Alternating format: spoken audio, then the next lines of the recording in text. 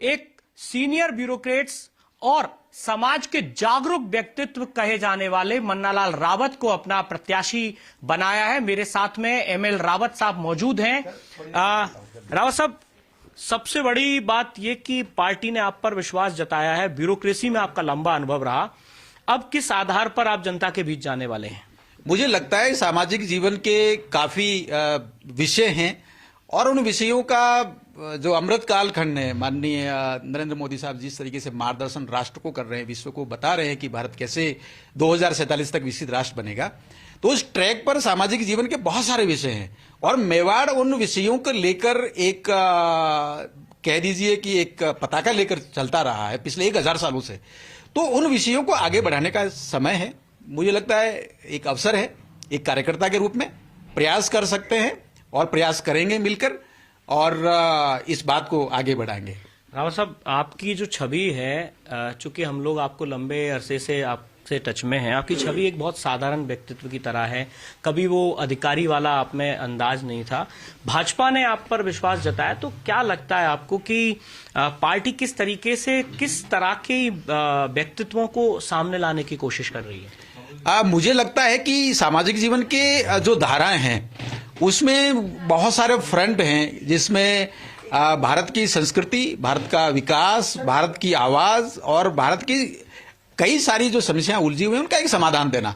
और जनजातीय अंचल में, क्योंकि मैं जनजातीय समाज से आता हूं, तो मुझे लगता है कि यहां पर भी बहुत सारी चीजें जो संवाद के माध्यम से, कुछ कार्यक्रमों के माध्यम से युवाओं को आगे लाकर की जा सकती हैं।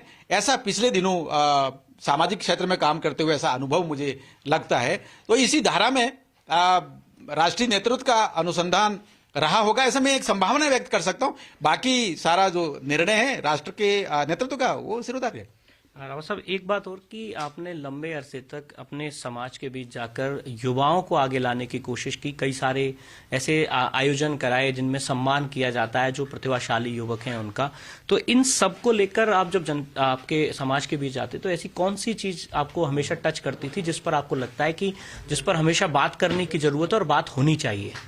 मुझे लगता है कि स्वामी विवेकानंद जी महाराज का एक कोटेशन है जिसमें वो कहते हैं कि उठो जागो, लक्ष्य प्राप्ति तक रुको नहीं। इसमें ही एक स्पंदन है और स्पंदन ये है कि आगे जाके की जो प्रतिभा है वो बहुत कीमती है। और प्रतिभा किसकी? प्रतिभा राष्ट्र की धरोहर है। एक ऐसा मार्गदर्शन पंडित श्री राम शर्मा आचार्य जी ने अपने युगांतर प्रेस के साहित्य में किया हुआ है। तो प्रतिभाओं पर काम कर रहे थे हम। प्रतिभाएं चाहे कहीं पर भी हो, किसी परिवार में हो, लेकिन वो राष्ट्र का धरोहर है। दूसरा, उसको रोजगार के साथ संबद्ध करना, आगे बढ़ाना, मुझे लगता है ये हमारा सभी का राष्ट्रीय कर्तव्य भी है। इस बात को लेकर हम पिछले 15 साल से एक अभियान चला रहे थे।